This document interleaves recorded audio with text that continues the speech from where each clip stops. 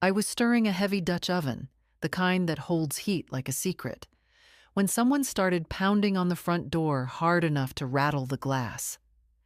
The house smelled of saffron rice, roasted garlic, and the caldo I had been cooking since dawn for Nora's citizenship dinner. 8 years of my hands in that kitchen, and that was the moment they chose. I wiped my fingers on my apron, already feeling something wrong crawl up my spine, and before I even reached the hallway, I heard my name. Loud, official, mispronounced. Elena Marquez. Not Mama, not Abuela. My full name like I was a file, not a person. I opened the door and saw 2 officers. Behind them, the neighbors pretending not to stare. One of them asked if I was Elena Marquez. I said yes. My voice didn't shake. Not yet. They told me there had been a report, that I needed to come with them. Just like that. No confusion. No hesitation. Like they already knew everything about me except who I really was. And in that second, before I even turned around, I understood something that made my stomach go cold. This wasn't random. Someone inside that house had called them. I looked past the officers. Gabriel was standing near the kitchen entrance, not rushing forward, not asking questions, just watching. Nora was behind him, arms folded tight, lips pressed like she was holding something in. The children were frozen, halfway between curiosity and fear. The table was already set. Plates, glasses, folded napkins I had ironed that morning. A celebration waiting to begin. For her. For the woman who had just secured everything. Except me. I need to turn off the stove, I said. One of the officers nodded. Make it quick. I walked back into the kitchen. The broth was still simmering, quiet, patient, like it didn't know what was happening. I turned the flame down slowly, like I was finishing a normal day. My hands moved automatically. 8 years of routine doesn't disappear just because your life is breaking. I looked at the counter, the knife I had used to chop cilantro, the ceramic bowl with sliced limes, the small tin where I kept spices, and beneath it, hidden deeper than anyone ever checked, something else. Papers, notes, proof. I didn't touch it. Not yet. Mom, Gabriel finally said from behind me, his voice low. I turned. I didn't answer him. I just looked, really looked, and I saw it. Not fear, not shock, relief. That was the moment something inside me stopped being soft. I'll get my coat, I said. No one offered to help. Not Nora, not my son. The children didn't move either. Only Sophia, my oldest granddaughter, took one step forward like she wanted to say something, but Nora's hand touched her arm, and she froze. I put on my coat. It still smelled faintly of detergent and the lavender sachets I tucked into the closet. Small things. Quiet things. The kind you do when you believe you belong somewhere. I stepped outside. The air was colder than I expected. As they guided me toward the car, I heard a neighbor whisper. I heard a door close. I heard the life I had been living for 8 years continue behind me, like I had already been erased from it. I didn't cry. Not when they asked me questions. Not when they wrote things down. Not when they treated me like I had just appeared out of nowhere instead of raising children in that house, cooking every meal, washing every sheet, holding every fever. I answered everything clearly. But inside, something else had already started. I was remembering. Every hour, every promise, every lie. And for the first time in 8 years, I wasn't thinking about how to survive in that house. I was thinking about what they had just done to me, and what it was going to cost them. Hello, my dear ones. I wish I could say this kind of story is rare, But it isn't. A 73-year-old woman gives everything, and the moment she's no longer needed, they turn on her. Tell me, what would you feel in her place? They put me in the back seat like I might run, like my knees, stiff from years of standing over stoves and sinks, could carry me anywhere fast enough to matter. The door shut with a dull, final sound, and through the glass I saw Sophia break away from Nora's hand and step outside. She didn't wave. She didn't cry. She just looked straight at me, her face tight with something sharper than fear. She knew. The car started moving. The house disappeared from view faster than I expected. 8 years of my life reduced to a shrinking rectangle of light and brick in a side mirror. "Do you have identification?" one of the officers asked.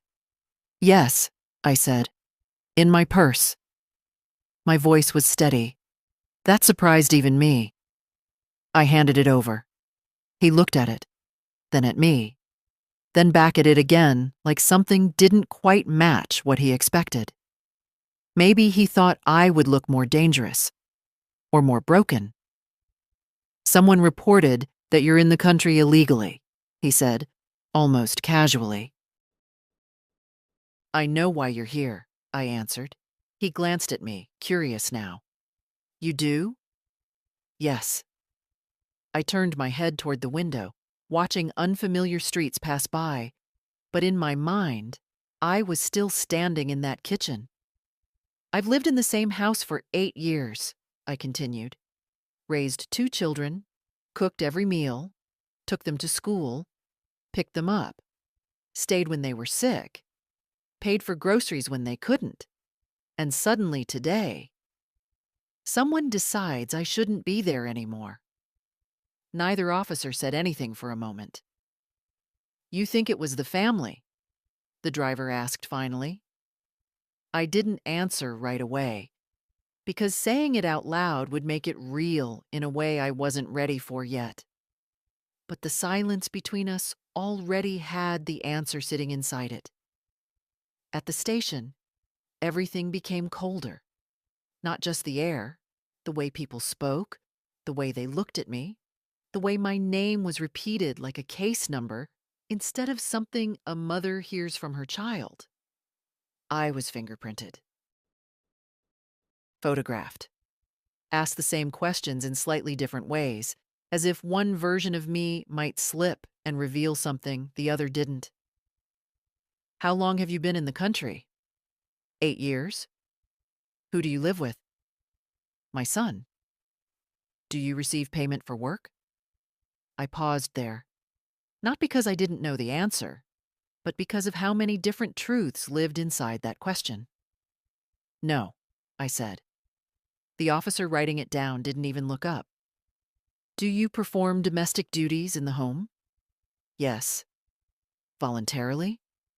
Another pause. I thought of the early mornings, the late nights, the promises, the waiting, the way Nora would say, "just a little longer," every time I asked about fixing my papers, the way Gabriel avoided those conversations completely. "Yes," I said again. But this time, the word felt heavier. They left me alone in a small room after that. Just a metal chair, a table, and walls that made every second feel longer than it was. That's when the fear finally tried to come. Not loud, not dramatic. Quiet. What if they sent me away? What if I never saw Sophia again? What if everything I had done, every meal, every scraped knee I cleaned, every night I stayed awake, meant nothing outside those walls? I pressed my hands together to stop them from shaking. No. I forced myself to breathe slowly. Because something wasn't adding up. If Gabriel and Nora wanted me gone quietly, they could have told me to leave. They could have made it unbearable until I left on my own. But this, calling immigration on the exact day she became a citizen, that wasn't just getting rid of me. That was making sure I had nowhere to go. And that kind of move doesn't come from panic. It comes from planning. The door opened again. A different woman stepped in this time, not an officer, no uniform, just a folder in her hands and eyes that actually looked at me, not through me. "Mrs. Marquez?" she said gently. "Yes." "My name is Marianne Bell. I'm a legal volunteer. Someone contacted us on your behalf." My chest tightened. "Who?" She flipped a page, then looked back at me. "A Sofia Marquez." For the first time since the door had opened at the house, something inside me shifted. Not relief, not yet, but something close to it. Because if Sofia had made that call, then I wasn't as alone as they thought. Marianne didn't rush me. That was the first thing I noticed. In a place where every question felt like it was trying to corner me, she sat down across from me like there was time, like I wasn't already halfway erased. "Sofia told us a little," she said, opening her folder. "But I want to hear it from you." I looked at her carefully. You learn, at my age, not to trust quickly, especially not after something like this. "What exactly did she say?" I asked. "That you've been living with your son and his wife for years," Marianne replied. "That you take care of the house, the children. That you were promised help with your immigration status, and that today, suddenly, someone reported you." I let out a slow breath. "She's observant," I said quietly. Marianne gave a small nod. She sounded concerned and very clear. Of course she did. Sofia always listened more than she spoke. Always noticed what others missed. That's why Nora never liked her asking too many questions. "I want you to understand something," Marianne continued. "At your age, with no criminal record, and given the circumstances, this isn't as simple as someone calling and you disappearing. There are protections, especially if there's exploitation involved." That word landed differently. Exploitation. Not help. Not family duty. Something else. I leaned back slightly in the chair, feeling the cold metal through my coat. "For 8 years, I said slowly. I woke up before everyone. I cooked breakfast, packed lunches, took the children to school, cleaned, shopped, cooked again. Stayed up when they were sick. I didn't ask for money every day. I asked for something else." "Legal status," Marianne said. "Yes." "And what did they say?" "Always the same thing. Soon. Just wait. It's complicated. Papers take time." Marianne wrote something down. "Did they ever start the process?" "No." "Did they ever pay you?" Another pause. "Not really," I said. "Sometimes they covered small things, gave me cash for groceries, but not payment, not for the work I was doing." Marianne's pen stopped moving. "And you stayed because he was my son, because I believed him, because I thought family meant something. But I didn't say all that. I stayed because I thought it would lead somewhere," I answered instead. Marianne closed the folder halfway, studying me now. "Mrs. Marquez," she said gently, "what you're describing isn't just a difficult family situation." I met her eyes. "I know," I said. And I did. Not fully. Not yet. But enough. Because sitting there, in that small room, I started seeing my life from the outside for the first time. Not as sacrifice, not as patience, as something that had been taken. Carefully. Gradually. Quietly. "What happens now?" I asked. Marianne leaned forward slightly. "Right now, because of your age and your background, you're not being held long-term," she said. "We can request a temporary release while we review your case properly. But I need you to be very clear with me. Do you feel safe going back to that house?" The answer came faster than I expected. No. Not anger. Not fear. Just certainty. Marianne nodded once, like she had expected that. Then we won't send you back there, she said. Something in my chest loosened, just a little. Not relief, but space. We'll arrange a temporary place for you, she continued. And I want you to think carefully. Any documents, records, messages, anything that shows what your life has been like these past 8 years. Do you have anything like that? I thought of the kitchen, the spice tin, the notebook, the small, careful habit I had built without even admitting to myself why. Yes, I said. Marianne's eyes sharpened slightly. Good, she replied. Because if what you're telling me is accurate, then this isn't just about immigration anymore. I felt my fingers press together again, but this time not from fear, from focus. They thought, I said slowly, that calling you would make me disappear. Marianne didn't answer.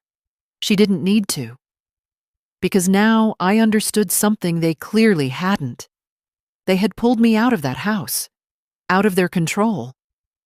And once I was outside of it, I wasn't going to be quiet anymore. I didn't sleep that night. The room Marianne arranged for me was small, quiet, and too clean. Like a place meant for people in transition, not people with lives that had just been torn open. A narrow bed, a wooden chair, a lamp that buzzed softly if you listened too closely. I lay there fully dressed, staring at the ceiling, replaying every second from the moment they knocked on the door. But my mind kept returning to the same place, the kitchen, the spice tin, the notebook. By morning, Marianne was back, moving with the same calm precision. We don't have much time before they realize you're not coming back quietly, she said. If you have anything important in that house, we need to get it. I nodded. I know exactly where it is. She studied me for a second. Are you ready to go back there? No, but I wasn't going back as the same woman who left. Yes, I said. We didn't arrive at the front door. Marianne parked a little down the street. Less attention, she explained, and we don't give them time to prepare. The house looked the same. Of course it did. Houses don't show betrayal on the outside. The same curtains. The same potted plant I had been watering for years. The same window where I used to watch the children come home from school. But something had shifted. It wasn't mine anymore. Marianne walked beside me as we approached the door. I had my key. They hadn't thought to take it. Not yet. I opened it. The smell hit me first. My cooking. Still there, like I had just stepped out for a moment instead of being taken away. Voices came from the living room. Gabriel and Nora. Low, tense. They stopped when they saw me. For a second, no one moved. Nora recovered first. You shouldn't be here, she said, sharp, controlled. I didn't answer her. I stepped inside fully, Marianne just behind me. I'm here to collect my belongings, I said. Gabriel's eyes flicked to Marianne. Who is this? Legal support, she replied calmly. That word landed exactly where it needed to. I watched it change something in his face. Not guilt, calculation. You could have just called, he said, trying to soften his voice now. We didn't expect. No, I interrupted. You expected exactly what you planned. Silence, heavy, real. Nora crossed her arms. We didn't plan anything. This is unfortunate. Unfortunate. 8 years. Reduced to that word. I turned away from her. There was nothing there for me anymore. I walked straight into the kitchen. Everything was exactly where I had left it. The pot, now cold. The plates still stacked. The knife cleaned and drying. A life paused mid-motion. I moved to the counter, lifted the ceramic bowl, then the spice tin. My hands were steady. I opened it. Still there. Folded papers, receipts, notes, copies, small things, insignificant if you didn't know what you were looking at. But I did. And now, so did Marianne. I didn't take everything at once. I was careful, methodical. The notebook came next, tucked behind a row of old cookbooks no one but me ever touched. The one where I wrote everything, dates, hours, what I did, what was said, promises made, promises delayed, every day, for years. Mom? Gabriel's voice came again, closer now. I turned slowly. This doesn't have to become something ugly, he said. We can fix this. Fix. That word again. You had 8 years to fix it, I replied. His jaw tightened. Nora stepped forward. What exactly do you think you're going to do with whatever that is? I looked at her, for the first time, not as someone I had served, but as someone who had made a mistake. You'll find out, I said. And for the first time since I walked into that house, she didn't have anything to say. I gathered the last of my things, not clothes, not dishes, not anything that could be replaced, only what mattered. Proof. As I walked toward the door, I heard footsteps behind me. Sophia. She stood there, eyes bright, breathing fast like she had been waiting for this moment. I knew you'd come back, she said quietly. I reached out and touched her face, just for a second. Thank you, I told her, for not staying silent. Her eyes flicked toward her parents, then back to me. I'm not done, she said. Neither was I. I stepped outside again, but this time, I wasn't being taken. I was leaving, and I was taking everything they thought I didn't have with me. We didn't speak on the way back. Marianne drove, steady as always, but I could feel the shift in the air. What I carried in that small cloth bag on my lap was no longer just my past. It was something sharper now, something that could cut. When we reached the office, she didn't waste time. Let's go through everything, she said. We sat at a wide wooden table. I unfolded the papers slowly, one by one, like laying out pieces of a life no one else had ever bothered to examine closely. Grocery receipts with my handwriting on the back. Lists of expenses I covered when they said they were short that month. Pharmacy slips with the children's names. School pickup logs. And then the notebook. Marianne opened it carefully. Page after page. Dates, hours, tasks. Breakfast, 6:10 a.m. Packed lunches, school drop-off, cleaning, laundry, dinner prep. Child sick, awake until 2:40 a.m. Every day. No gaps, no drama, just consistency. This, she said quietly, turning another page. This is extremely detailed. I wrote it because I was tired of forgetting, I replied. Tired of hearing that I didn't do much. She looked up at me. They told you that? Not directly, but enough. She nodded slowly and kept reading. Then came the envelopes. Inside, copies of messages. Not many. I wasn't careless, but enough to show a pattern. Nora promising, next month we'll start your papers. Gabriel saying, just don't push right now, it's not the right time. Small sentences, casual, but repeated. Too many times. Marianne leaned back slightly, exhaling. This isn't just neglect, she said. I didn't answer. I already knew. She tapped one of the receipts. You were covering household expenses? Yes. From where? Small savings. Cash I kept. Sometimes they gave me money for groceries, but not always enough. I filled the gaps. She pressed her lips together, thinking. And they claimed you weren't working? Yes. Another silence. Heavier now. Then she reached for her pen again, but this time her posture changed. More focused. More precise. Mrs. Marquez, she said, I need to be very clear with you. What you're describing, and what you've documented, goes beyond an immigration issue. I held her gaze.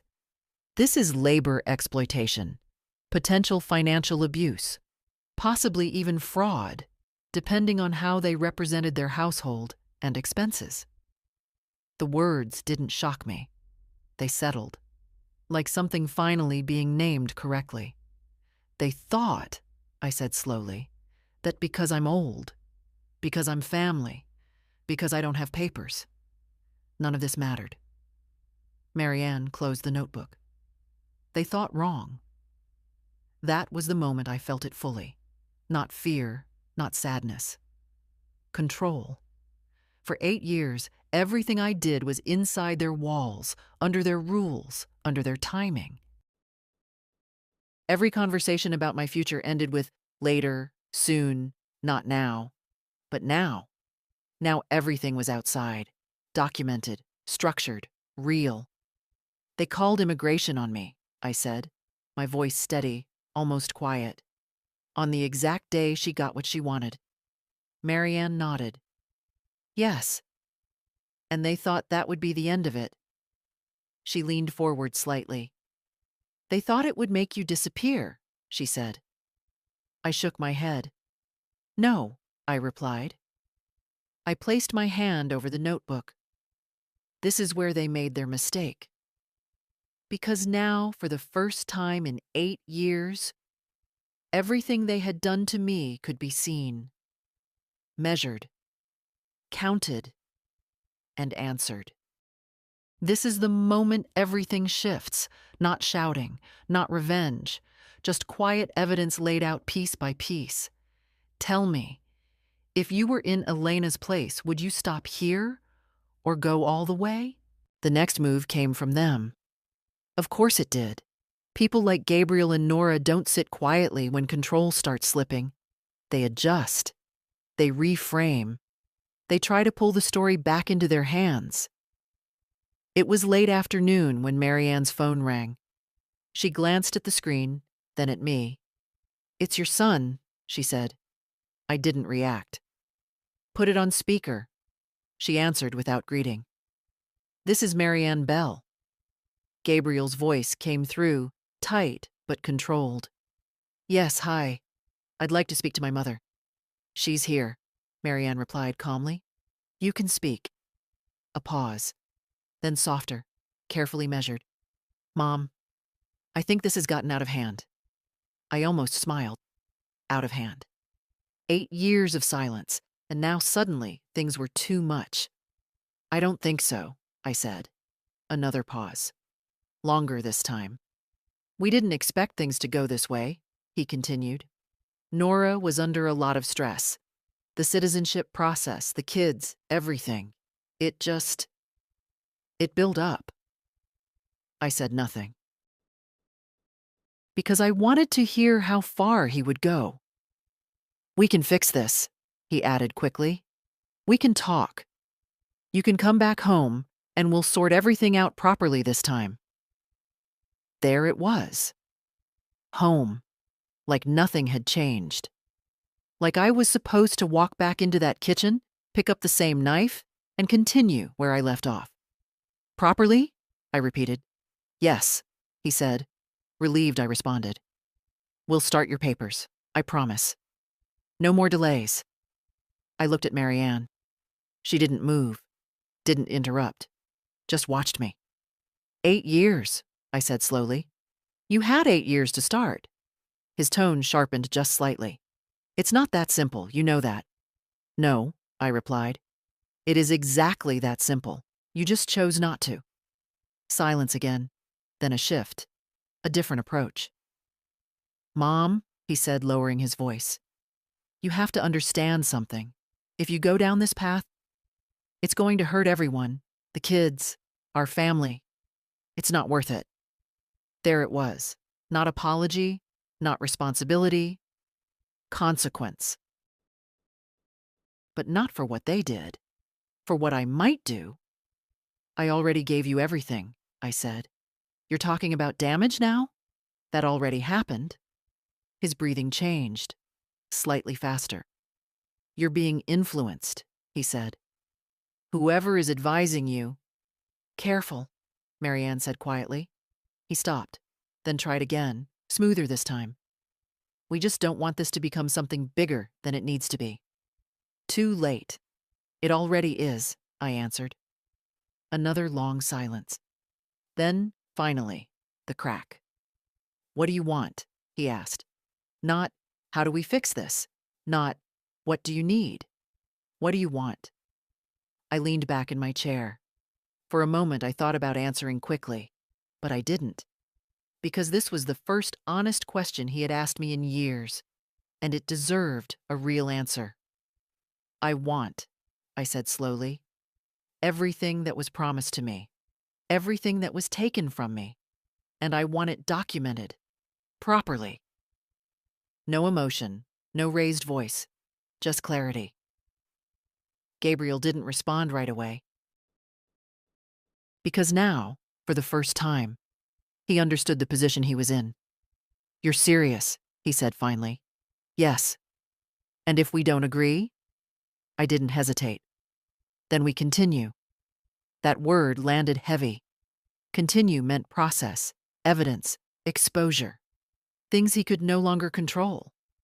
The silence that followed was different. Not hesitation. Calculation. All right, he said at last. Then let's handle this like adults. I almost laughed, but I didn't. Send everything through, Marianne, I replied. Not me. Another pause. Then colder now. Fine. The call ended, just like that. No goodbye. No mom. I sat there for a moment, looking at nothing. Then I reached for the notebook again, ran my fingers over the cover. 8 years, reduced to pages. But now, those pages were enough. Marianne leaned forward slightly. He's going to try to settle. I know. And Nora? I met her eyes. She won't, I said. Because Nora didn't see this as a mistake. She saw it as something that should have worked. And people like that don't back down easily. But neither did I. Not anymore. For the first time since this started, I wasn't reacting. I was deciding. And whatever came next, it wasn't going to happen on their terms. The house didn't stay quiet after that call. Pressure does something to people. It reveals where the cracks already were. Sophia started coming to see me every day after school, not openly at first. She would text Marianne, never her parents, and walk the extra blocks to the bakery where I stayed upstairs. The first time she came in, she didn't sit right away. She just looked around. The shelves, the smell of cardamom and fresh bread, the narrow stairs. This is better, she said finally. Better than what? I asked. She looked at me, and there was no hesitation in her voice. Better than that house. That told me everything I needed to know. We sat together at a small table near the window. I poured her tea, mint with a little honey, the way she liked since she was small. They're fighting, she said. I didn't react. How bad? I asked. She let out a breath. Not loud, not all the time, but constant. Like everything is tense. Mom keeps saying this will go away. Dad keeps saying we need to handle it carefully. Carefully. Yes, I was sure he wanted that. And you? I asked. I'm not pretending, she said. Of course she wasn't. Sophia had always been the one who noticed who actually did the work, who stayed, who showed up. What about Ethan? I asked. She hesitated. He doesn't get it, she said. Or he doesn't want to. That hurt more than I expected. Ethan, who used to fall asleep on the couch while I folded laundry. Ethan, who needed his shirts ironed just a certain way before school presentations. Ethan, who once cried because I burned a batch of buñuelos and thought it meant something was wrong with me. He thinks you're overreacting, Sophia added carefully. I nodded. That's easier, I said. For him, she replied. We sat in silence for a moment. Then she reached into her backpack. I brought something, she said. She pulled out her phone. I didn't mean to record it, she explained quickly. It just happened. My eyes stayed on her. What is it? She unlocked the screen, scrolled, then placed the phone on the table between us. It's from that night, she said. The night, the door, the officers. My name being called like it didn't belong to me. I was in the hallway, she continued. Before they took you, I heard them talking. My fingers stilled. Who? I asked. Mom and Dad. The air shifted, not dramatically, quietly, like something about to settle into place. Play it, I said. She pressed it. At first, just movement, distant sounds, the kind you don't pay attention to unless you're looking for them. Then voices. Nora's first. Sharp. Controlled. But underneath it, something else. We couldn't keep doing this. She was never going to leave on her own. Gabriel, lower. You didn't have to do it today. When else? Nora snapped. This was the cleanest moment. Paper's done. Everything secure. What did you want? Another year of this? A pause. Then his voice again. Tighter. She's my mother. And she's been dead weight for years, Nora said, flat. We solved it. One call. That's it. Silence. Then footsteps. The recording ended. Sophia didn't look at me. She didn't have to. Because everything that needed to be said had already been said. I reached out and turned the phone face down on the table. For a moment, I just sat there, not crying, not shaking, just still.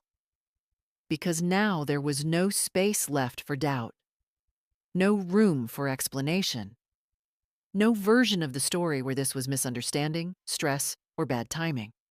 This was a decision, planned, timed, executed. You understand what this is? I asked quietly. Sophia nodded. Yes. And you still brought it to me. Another nod. I'm not scared of them, she said. I studied her face. So young. And already seeing things clearly. That will make your life harder, I told her. I know. Silence again. But this time, it wasn't empty. It was solid. Built on something real. I picked up the phone and handed it back to her. Keep a copy, I said, and send one to Marianne. I already did, she replied. Of course she had. I leaned back slightly, exhaling, because now, it wasn't just my word. It wasn't just my records. It was theirs, their voices, their choice. And once something like that exists, it doesn't disappear. It moves forward.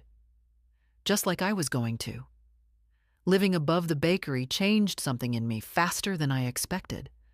Not because it was comfortable. It wasn't. The bed was narrow, the ceiling low, and every morning started early whether I wanted it or not.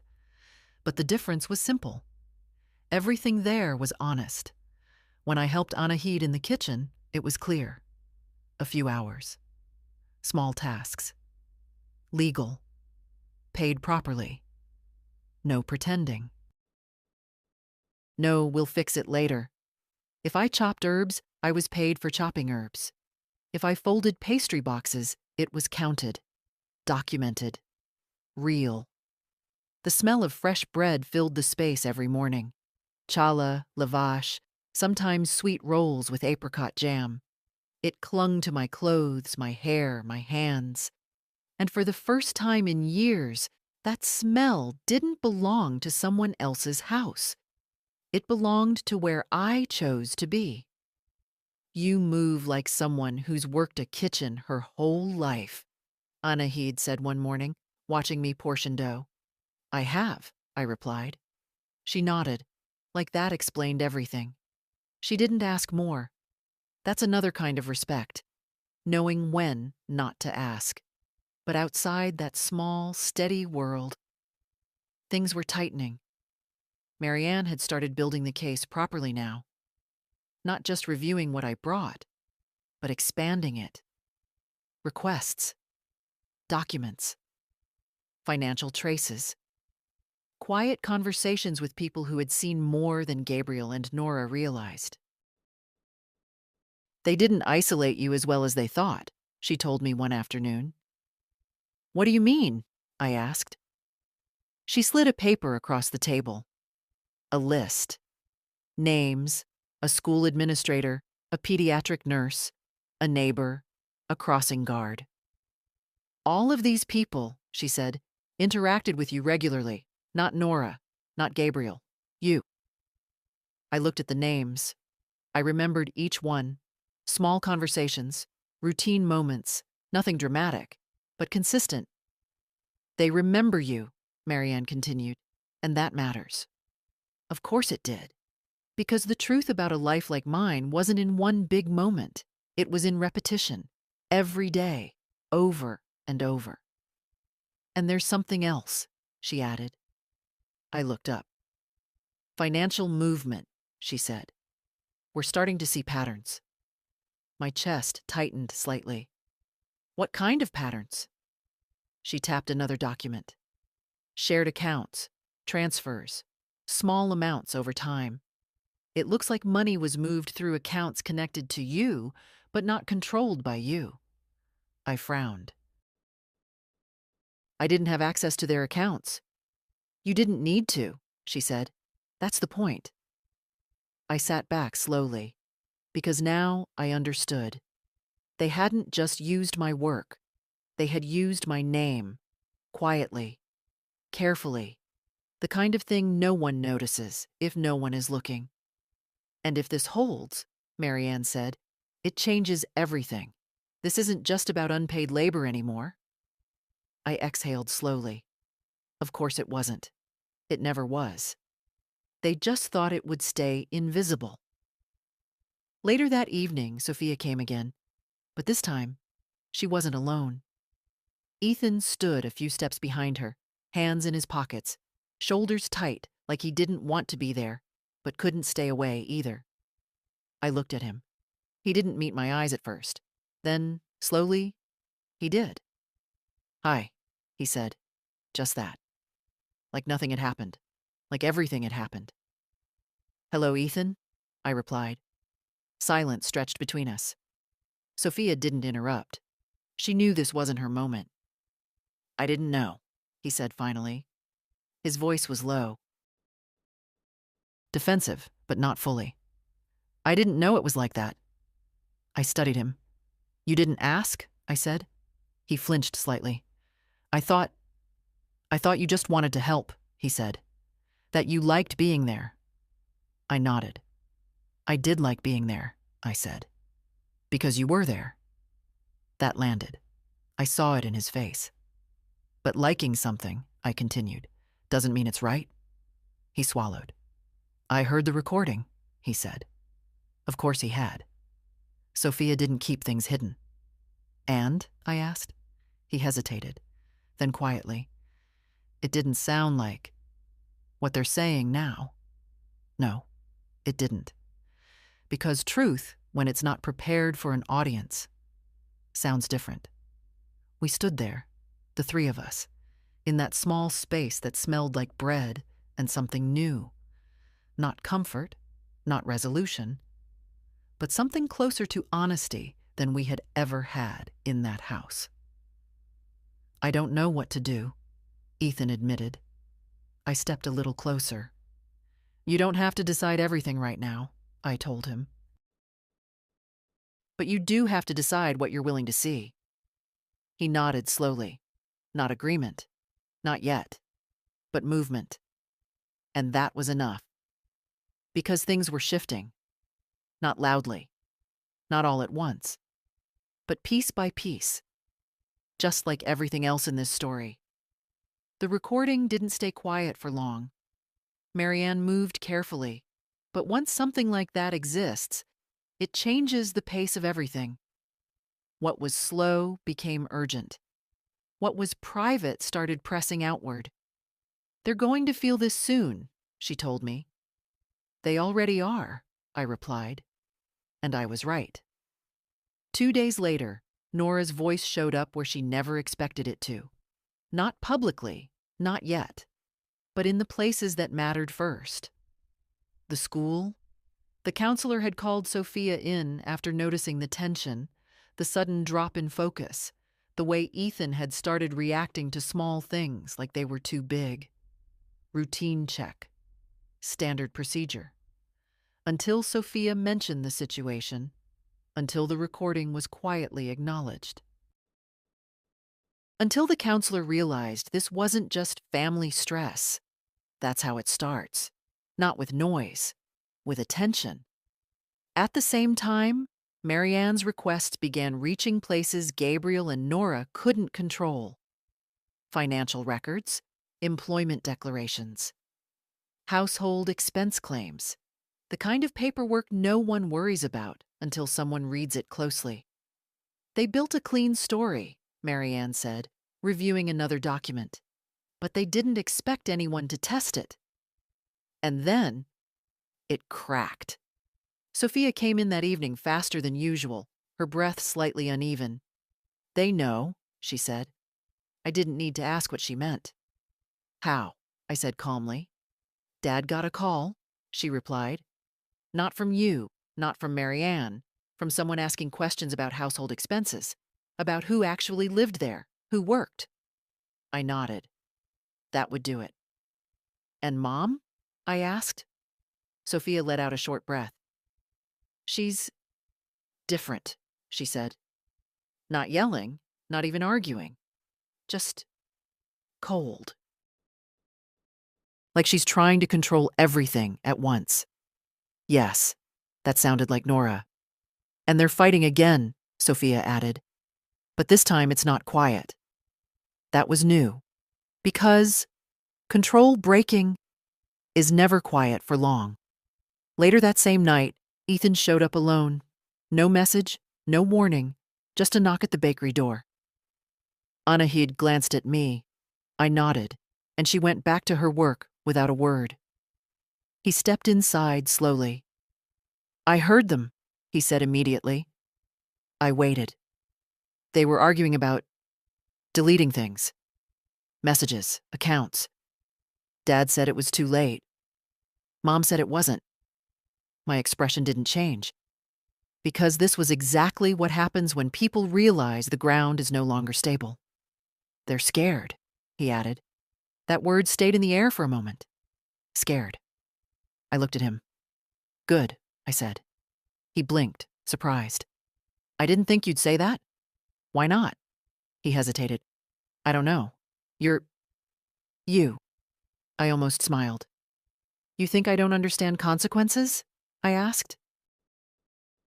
He didn't answer. Because now he was starting to see something he hadn't before. I wasn't just the person who made his food and folded his clothes. I was someone who could decide what happens next. "They made a decision," I continued. "Now they're living inside it." He nodded slowly. "I think Dad didn't expect it to go this far," he said. "No," I replied. "He expected it to end quickly." Ethan looked down at his hands. "And Mom?" I held his gaze. "She expected it to work." Silence. Heavy. Clear. Because there's a difference between someone who follows a bad decision and someone who creates it. Ethan swallowed. "I don't think I know them," he said quietly. That was the first honest thing he had said since this started. "You're starting to," I replied. He looked up at me again. "What happens now?" I leaned back slightly. Because now, we were no longer in the middle.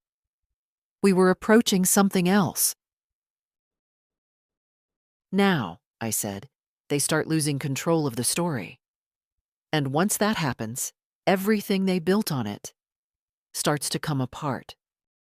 You can feel it now, can't you? The moment when the truth stops hiding and starts moving on its own.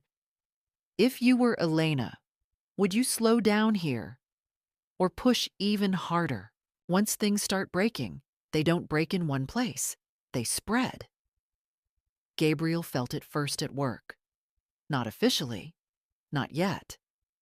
But in the way conversations changed, in the way his manager started asking questions that sounded casual but weren't, in the way someone from HR suddenly needed clarification about household dependence tied to certain financial declarations.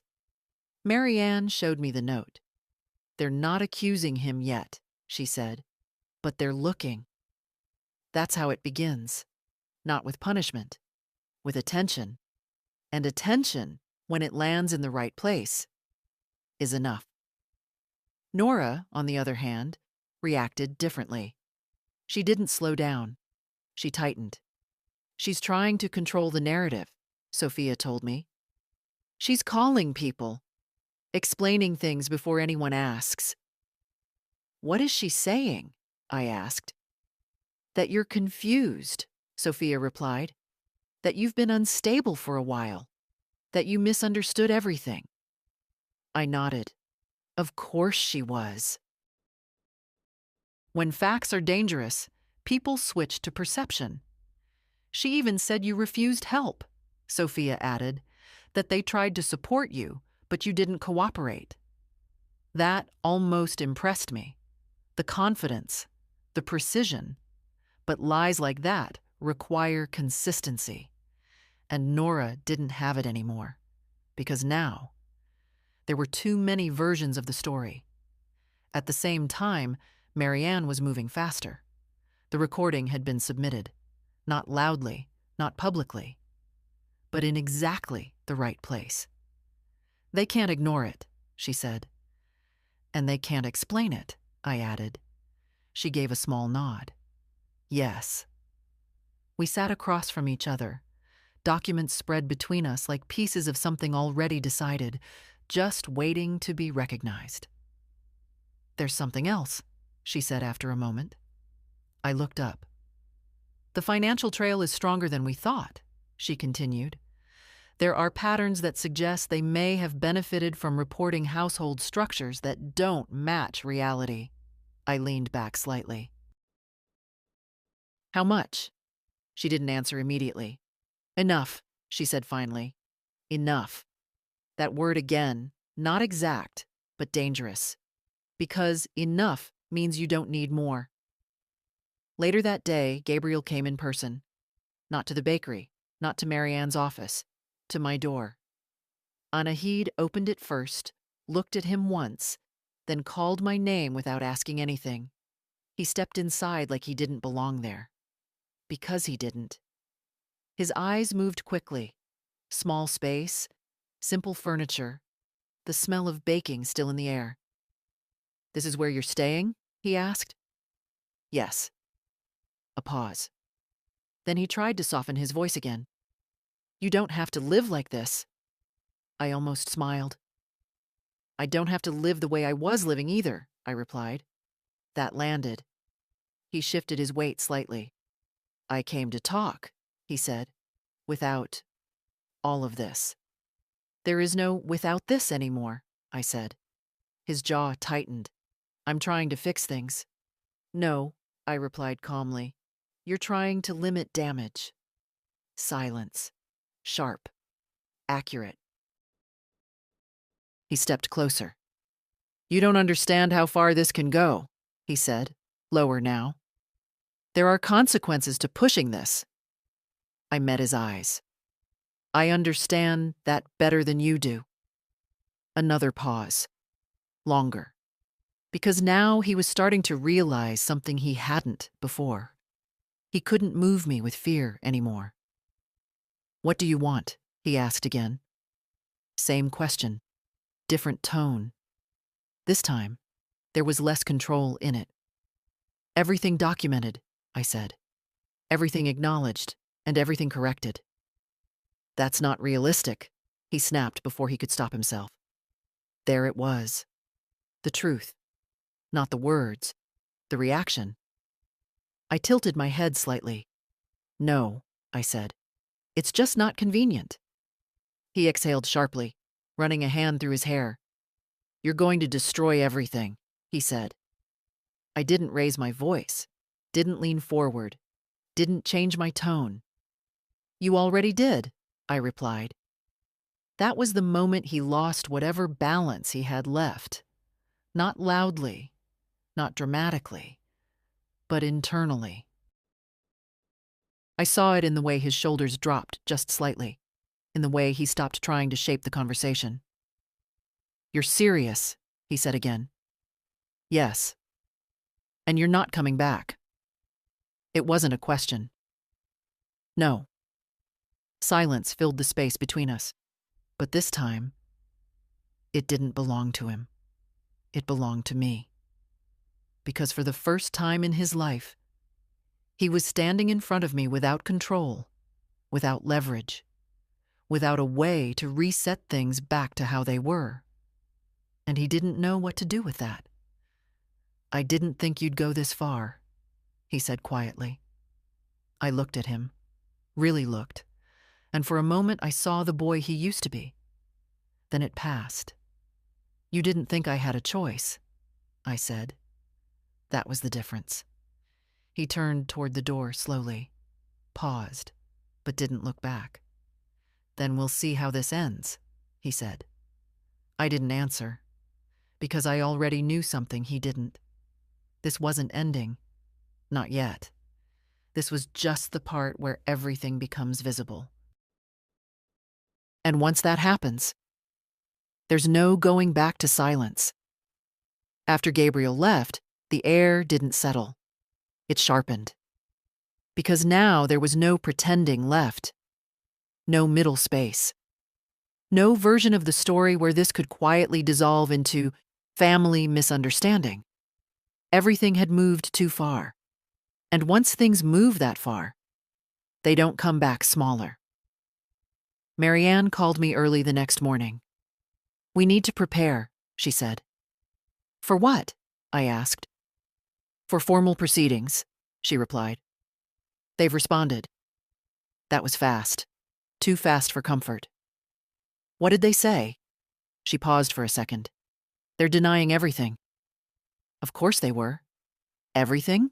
I asked. Yes, she said. According to them, you were never working. You were staying temporarily, helping occasionally, by choice. I closed my eyes for a moment. Not out of pain, out of recognition. This was the version they were committing to. Do they mention the recording? I asked. Another pause. They're questioning its context, Marianne said, saying it was taken out of situation, misinterpreted. I almost nodded. Predictable, because when facts are clear, you attack the frame. Good, I said. Marianne didn't respond immediately. You expected that? She asked. Yes. Because denial like that locks people into a position, and once they're locked in, they can't adjust without breaking themselves.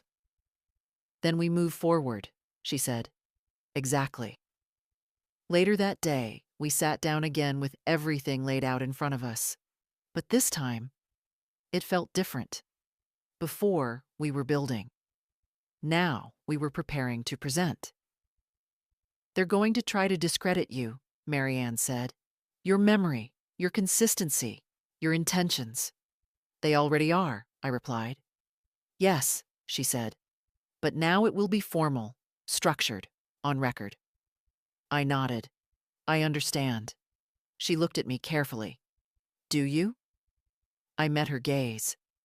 8 years, I said. You don't survive that without learning how to stay consistent. That was the truth. Because what they didn't understand was that I had already been living inside pressure. Quiet pressure. Daily. For years. This was just louder. Then we go step by step, Marianne said. No emotion, no reaction, just facts. Yes. She slid the notebook toward me. Start from the beginning, she said. And I did. Not dramatically, not like a story, like a record. Dates, times, actions, patterns. Every morning, every night, every interruption, every promise. I didn't rush, didn't skip, didn't guess. Because the strength of something like this is not in how loud it is, it's in how precise. At some point, Marianne stopped writing. She just listened. Fully. Carefully. Because now she understood something deeper. This wasn't just evidence. This was structure. A life that had been reduced to service. Now reconstructed into proof. By the time I finished, the room was quiet, not empty, full. This is going to be very difficult for them to dismantle, she said finally. I know. And if they try? They will, I replied. She nodded. Yes, they will. That afternoon, something else happened. Not through Marianne, not through official channels. Through Nora. She didn't call. She didn't send a message. She came herself. To the bakery. Anna had looked at her the same way she had looked at Gabriel. Once. Enough. Then she called me. Nora stepped inside like she still owned space she had never earned. Her posture was perfect. Her expression controlled. But her eyes were different now. Not calm. Focused. Sharp. I think we should talk, she said. I didn't invite her to sit. You can speak, I replied. She glanced around briefly, taking in the room, me, the simplicity of it. This has gone further than necessary, she said. No, I answered. It's gone exactly as far as it needed to. A flicker. Small, but there. You're being advised poorly, she said. I almost smiled. You're repeating yourself, I replied. That irritated her, not openly, but enough. You don't understand the consequences of what you're doing, she said, her tone tightening just slightly. I held her gaze. No, I said. You don't understand the consequences of what you did. That landed. Harder than anything else. Because Nora didn't respond immediately. And Nora always responded. You're not thinking clearly, she said finally. I am, I replied. For the first time in 8 years. Silence. Then she stepped closer, lowered her voice. You could still walk away from this, she said. Quietly. With support. Support. I let that word sit between us, then I answered. I did walk away, I said. And that was the difference. She wasn't offering me something. She was trying to pull me back. But that door was already closed. For good. She studied me for a long second. Then something in her expression changed. Not defeat. Not fear. Recognition. That this was no longer something she could control. This won't end the way you think, she said quietly. I didn't move. It already isn't ending the way you thought, I replied. That was the last thing said. She turned, walked out. No goodbye, no attempt to recover the moment, because she understood now. The same thing Gabriel had started to understand. This wasn't a situation anymore. It was a process. And processes like this don't stop just because someone wants them to. I stood there for a moment after she left. Then I went back to the table, opened the notebook again, and continued. Because we weren't at the end. Not even close. But we were past the point where anything could be hidden. And from here on, everything would be seen exactly as it was. After Nora left, something shifted again. Not outside, inside. Because until that moment, a part of me, small, quiet, stubborn, had still been waiting for something different. Not an apology. not even regret. Just acknowledgement. But there was none. Not from her. Not from Gabriel. And once you understand that fully, you stop expecting anything from them, and that changes how you move. The next few days became structured, not emotional, not reactive, precise. Marianne scheduled everything carefully, every statement, every submission, every response. There was no rushing now, no improvising, just steady progression. "They're starting to contradict themselves," she told me one afternoon. "How?" I asked. She turned her screen toward me. 2 statements, same people, different versions. In one, you were temporarily staying. In another, you were a long-term dependent family member, she said. "Those 2 things don't align?" No, they didn't. "And once that starts," she continued, "it spreads, because now every answer has to match every previous answer." I nodded slowly. "And they won't be able to keep that consistent." Exactly. Because lies are not built for repetition. Truth is. Later that day, Sophia came again, but this time she didn't sit right away. "I'm leaving," she said. I looked at her. "Leaving where?" "I applied for a student housing program," she said. "Temporary, just to get out." That was fast. Too fast for most people, but not for her. "They know?" I asked. She nodded. "They're pretending it's about independence," she said. "But they know why." Of course they did. "And you?" I asked. She stepped closer. "I'm not staying in that house," she said. "Not after everything." I studied her face. No hesitation, no doubt, just clarity. "You understand what that means?" I asked quietly. "Yes. It won't be easy." "I know. And they will try to pull you back." She gave a small, almost sharp smile. "They already tried." That didn't surprise me. What did they say? That I'm being influenced, that I don't understand the situation, that I'm choosing sides. I nodded. "Yes, that sounds right." Sophia stepped even closer now. "I'm not choosing sides," she said. "I'm choosing what's real." That stayed with me, because at her age, that's not a simple choice. "Good," I said. We stood there for a moment. Then she exhaled. "There's something else," she added. I waited. "Dad came into my room last night," she said. "Not angry, not loud, just quiet." That was new. "What did he say?" I asked. Sophia looked down briefly. "He asked me if I hated him." The question lingered in the air, heavy, complicated. "And what did you answer?" I asked. She looked back at me. I said I didn't know who he was right now. Silence. Because sometimes that's worse than anger. That's distance. And distance is harder to fix. "He didn't argue," she added. "He just stood there. Then he left." I nodded slowly. Because Gabriel was starting to feel something he had avoided for a long time. Loss.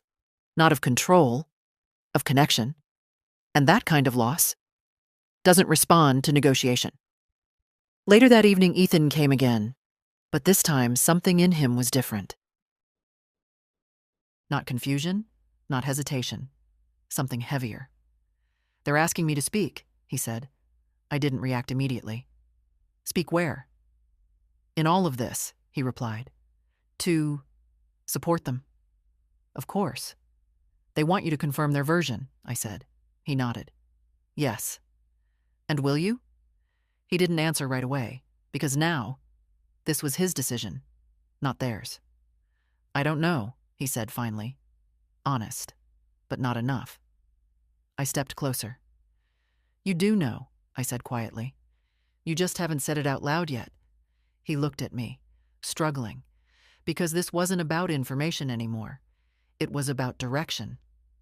"If you speak," I continued, "you need to be able to stand inside what you say. Not just today, later." That landed. Because truth doesn't end when the conversation ends. It stays. He swallowed. They're my parents, he said. Yes. And you're... He stopped, didn't finish, because he didn't know what word to use anymore. Not just grandmother, not just someone who lived in the house. Something else. Something he was only now beginning to understand. I'm the one who was there, I said. That was enough. Silence followed. Long, heavy, real. I need time, he said. I nodded. Take it. Because this decision would define more than just this moment. It would define who he becomes after it. And that couldn't be rushed. He left quietly. No promises, no conclusions. Just movement. And as the door closed behind him, I understood something clearly. The case wasn't just building outside anymore. It was building inside that family, breaking it, reshaping it, forcing each of them to decide who they were going to be when everything was exposed. And soon, that decision would no longer be private. The room was colder than I expected. Not physically, structured, ordered. The kind of place where everything is meant to stay controlled. Voices, posture, time. A long table, neutral walls, documents aligned in careful stacks. No raised tones, no interruptions. But underneath all of that, pressure. Marianne sat beside me, calm as always, her hands resting lightly on the table. Across from us, Gabriel and Nora. Not next to each other, not quite apart. That told me everything. They weren't a unit anymore. They were two people sitting on the same side, trying not to fracture in front of others. Ethan was there too, slightly behind them, not fully with them, not fully away. Sophia wasn't in the room. That was her choice, and I respected it. This is a formal review of submitted claims and responses, someone at the head of the table said. Measured voice, neutral tone. We will proceed with statements and documentation. No drama, no emotion, exactly where truth becomes visible. Marianne gave me a small nod. I understood. This was my moment, not to defend, to present. I opened the notebook, placed it in front of me, and began. Not fast, not slow, exact. June 12th, 6:10 a.m. Breakfast prepared, school lunches packed, drop-off completed, cleaning. Laundry, dinner preparation. No one interrupted, because this wasn't a story. It was structure. Day after day, page after page. 8 years. Condensed into something no one could dismiss without confronting it directly. At some point, I didn't look up anymore. I didn't need to. Because I wasn't speaking to them. I was placing something on record. Then Marianne spoke. Clear. Controlled. She introduced the financial patterns, the inconsistencies, the documented movement of money, the claims that didn't match behavior, the details that didn't align with the version Gabriel and Nora had submitted. No accusations, just facts. Then, the recording. It wasn't announced dramatically. It was simply played. Nora's voice filled the room, sharp, precise, unfiltered. She was never going to leave on her own. This was the cleanest moment. We solved it. One call. No one moved. No one spoke. Because there are moments when explanation becomes impossible, and this was one of them. I looked up then, for the first time since I started speaking. Gabriel wasn't looking at me. He was staring at the table. Still. Tight. Nora. She was holding her posture, but her control wasn't complete anymore. I saw it in her eyes. The first crack. Small, but real. This recording has been submitted as part of the evidence, Marianne said calmly. Alongside documented logs, financial records, and third-party confirmations. Silence followed. Then the question came, directed at them. Do you dispute the authenticity of this material? A pause. Not long, but long enough. Gabriel shifted slightly, opened his mouth, closed it. Nora answered. We dispute the interpretation, she said. Of course. Always the frame. Please clarify, came the response. Another pause.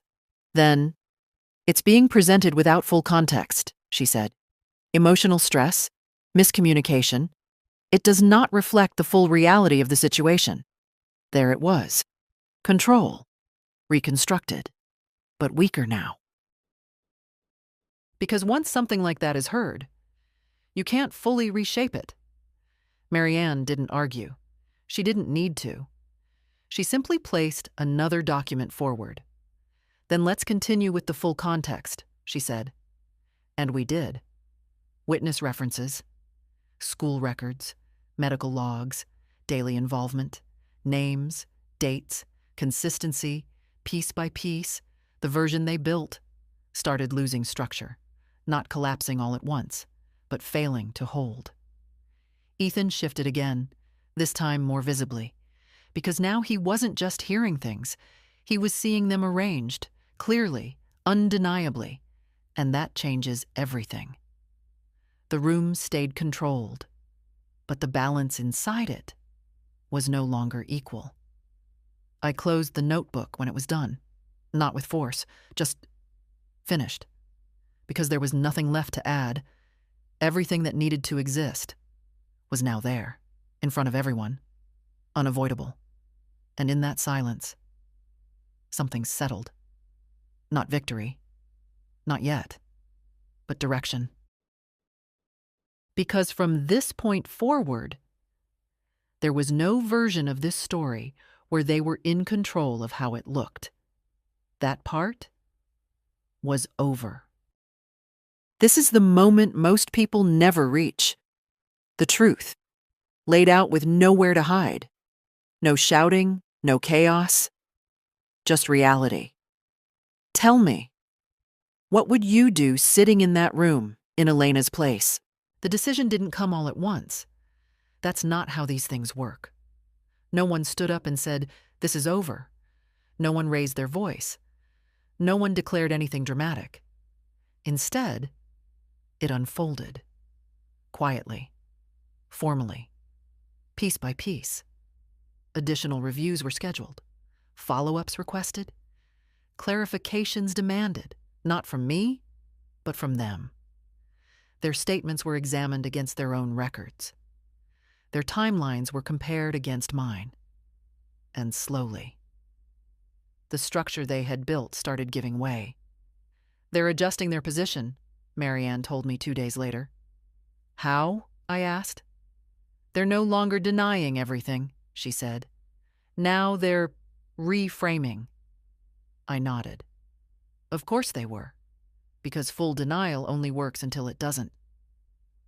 And what's the new version? I asked. That you were informally contributing to the household over a long period, she replied. That there were misunderstandings about compensation and status. Misunderstandings. 8 years, reduced again. But this time, it didn't land the same way, because now the facts were already in place. You can't reframe structure, I said. Marianne gave a small nod. No, but they'll try to soften impact. Later that week, the terms began to take shape. Not conversations, documents, conditions, acknowledgments.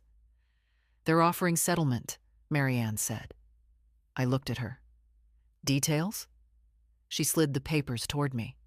Compensation, formal recognition of long-term unpaid labor, legal protection for my status, restrictions, commitments, everything written, everything structured, everything they had avoided for 8 years, now required in full. They're trying to contain it, she said. I know. Do you want to proceed? I didn't answer immediately, because this wasn't about winning. Not in the way people think. This was about something else. Finality. clarity, truth placed where it couldn't be denied again. "What happens if I refuse?" I asked.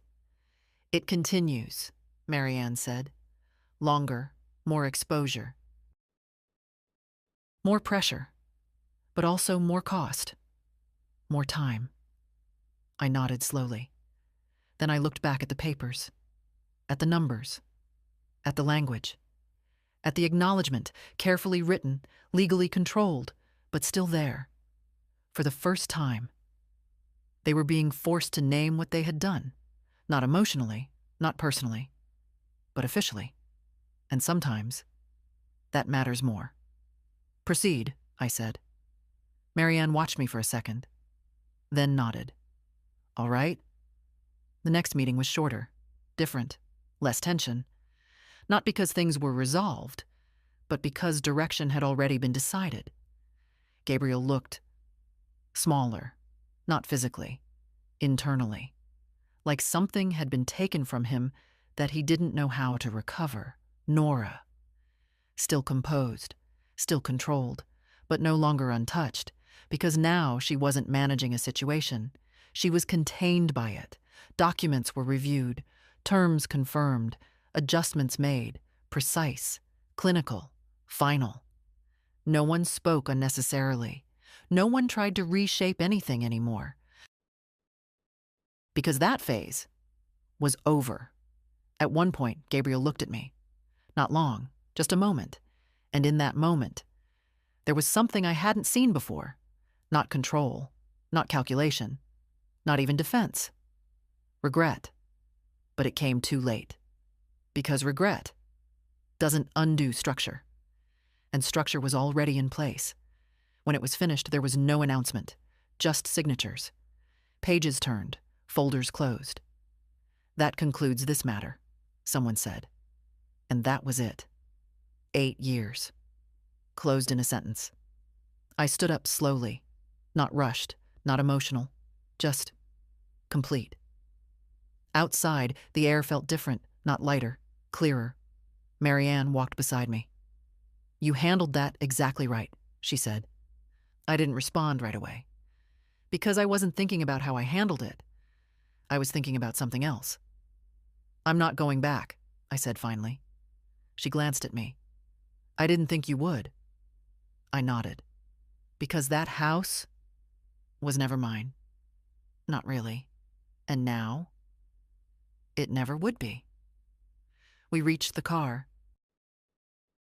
I paused for a moment before getting in, not to look back, but to feel it. The end of something. Not loudly, not dramatically. Just done. And for the first time in a long time, there was nothing pulling me backward anymore, only forward.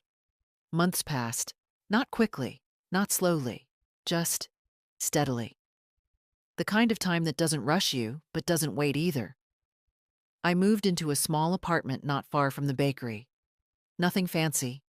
A second-hand table, 2 chairs, a ceramic tureen I found in a thrift shop, slightly chipped, but solid. 2 plants by the window that needed more light than they got, but survived anyway. It was enough. More than enough.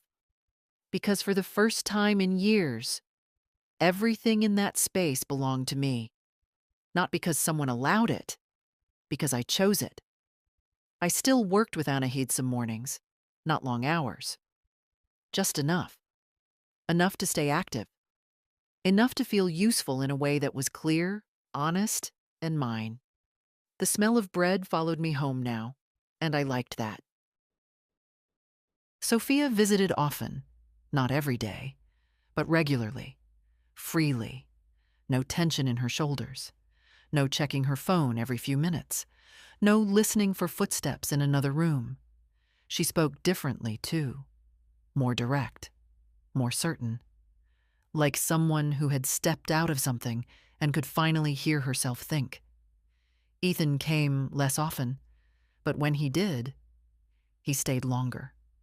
He didn't talk as much, but when he did speak, it mattered. I said no, he told me one evening, sitting at the table across from me. To what? I asked. To speaking for them, he said. I nodded. He looked down at his hands. They weren't angry, he added. Not like before. That told me everything. What were they? I asked. He thought for a moment. Tired, he said. Yes, that's what happens when control runs out. It doesn't explode. It drains. And you? I asked. He looked up at me. I'm still figuring that out. I gave a small nod. That's all right. Because he wasn't the same boy anymore, and he knew it. As for Gabriel and Nora, they stayed where they were, in that house, in that life. But something about it had changed, not visibly, not to people passing by, but internally. Structure had shifted. Control had limits now, and limits change behavior. Gabriel came once, just once. He stood outside my door longer than he needed to. I saw him through the window before I opened it. He looked older, not by years, by weight. I opened the door. He didn't step in. Hi, he said. Hello? Silence. Then, I didn't think it would end like this, he said. I studied him for a moment. It didn't, I replied. That caught him. What do you mean? I held his gaze. This isn't the end, I said. This is what came after. He didn't answer, because he understood. At least, partly. I made mistakes, he said. That word again. Mistakes. I didn't correct him, not out loud. Because some people only understand the full weight of what they've done over time, not in a single moment. I know, I said. He looked at me, waiting for something. Forgiveness, maybe, closure. But I didn't give it. Not because I was angry, because I was clear. You can't come in, I added. Quiet. Final. He nodded slowly, like he expected it, like part of him already knew. I understand, he said. And for the first time, it sounded real. He turned, walked away. Not quickly, not dramatically, just gone. I closed the door, not hard, not soft, just closed. Then I went back to the table, sat down, looked at the space around me, the quiet, the simplicity, the absence of pressure. And I understood something fully. For 8 years, I had lived inside something that took from me without ever naming it. And when it finally ended, it didn't leave me empty. It left me free. I'll be honest with you. Not everyone would have done what Elena did. Some would forgive. Some would go back. And maybe that would be easier. But tell me, was she right to close that door? Or did she lose something she can never get back? If this story made you feel something, don't forget to like, subscribe, and share your thoughts below.